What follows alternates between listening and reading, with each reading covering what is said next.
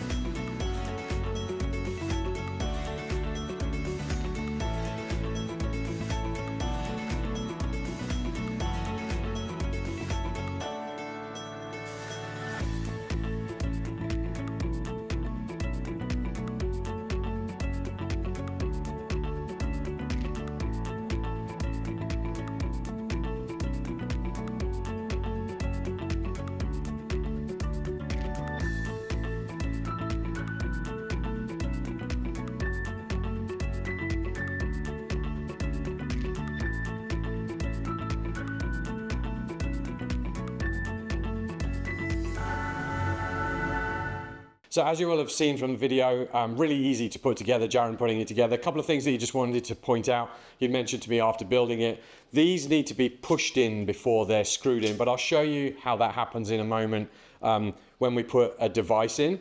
But I just wanted to walk through a few questions that we have got with this. So some customers have asked about, can this take something that isn't just one U on the shelf? These are all just easily removable like this. So if we were to remove this, obviously now I could fit a 2U item in there. Again, I could do it if I needed a 4U, maybe I've got a UNAS or a larger unit in here.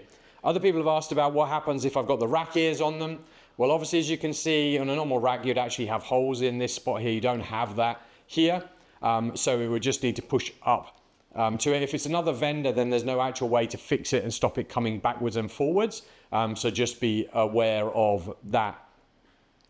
Is it the same front and back? Yes, you can see here, the same system. If we rotate this round, it's exactly the same at the back. So when I show you in a moment when we've mounted a UDM Pro and I've got space at the back, then I could mount something smaller at the back. So let me just show you what I mean by actually mounting this in. So we're just going to grab here a UDM Pro.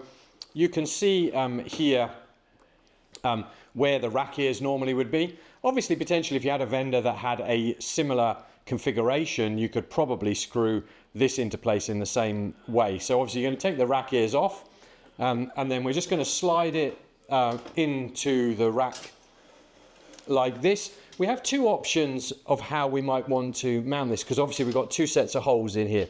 So if we use the back holes, then here we've got a nice flush mount here at the front.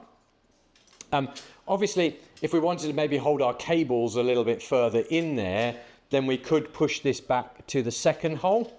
And then obviously now we've got a little bit more space for our cables to come out like this. So then, as we talked about before, I'll probably use a screwdriver, but you do need to push this in and then it will start doing up. I know that some people might just go, it's not going in. You just need to push it in, locate the hole, and then you can do that up. And then if you want to, obviously just give that a bit of an extra screw hole there with a screwdriver, and that holds there in place. And obviously then you would do exactly the same on this side here. I've just pushed that in to do it up.